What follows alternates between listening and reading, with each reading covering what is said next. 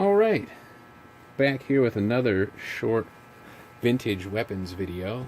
Today we're going to take a look at the Soviet 1895 Nagant Revolver. It was designed in Belgium by Leon Nagant, I believe the same person who designed the Mosin Nagant rifle. This is a 7-shot revolver. It's kind of unique in the fact that when you pull the trigger, the chamber actually seals up to the barrel, and this allowed this pistol to be silenced, which was kind of its unique feature. Later on, German secret police would do that.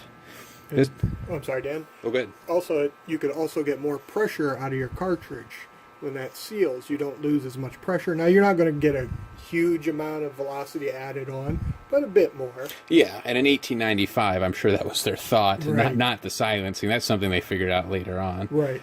This one in particular is dated 1926. It has the Soviet stamps on it there, CCCP.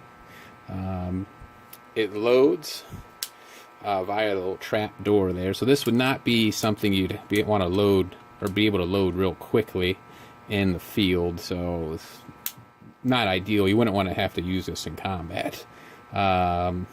If you had to reload, it'd be kind of a last-ditch weapon. You eject the cartridges by swinging that out and pressing out to get them out of the wheel there. But other than that, there's not much else to it. But it is a neat little piece. It's pretty well balanced. It's not particularly heavy, and I'm guessing this one was refurbished sometime after World War II and put in storage. As Aaron pointed out just before the video, the holster is actually dated 1951. 51, yeah. So, yeah, some of these did remain in service with German police forces, Russian police forces, well into, I believe, the 80s, from what I've read. Yeah. Now, one thing that's interesting is that cartridge, Dan. Yes.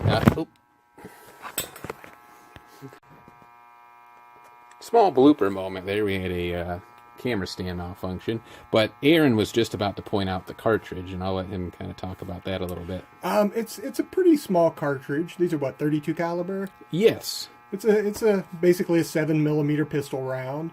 Now, they did rebate the cartridge into the casing, and the reason for that is to actually build up more pressure and go along with that seal theme that they were trying to get out of the cylinder. They're not a powerhouse cartridge. They're kind of what I would say probably the tail end of anything you'd want in combat. Yeah, I mean, it is. It's a small cartridge. It looks similar to, I believe, like a 357 almost in size, but I don't believe it has the same velocity. No, much lower. But, I mean, once again, remember, this was designed in the latter half of the 19th century. But that's the really unique thing, is how they specialized that cartridge, I'm trying to get to focus, to seal into the barrel when the wheel comes forward. So it is really unique, and you can see the bullet recessed in there. And as Aaron pointed out, it's a 7.62 cartridge, but it's equivalent to a 32 caliber. So if you should ever come across owning one of these and can't find the specialized Nagant ammo, Smith & Wesson 32 caliber will fire out of this. I fired it. I don't believe it's quite as accurate. It's not.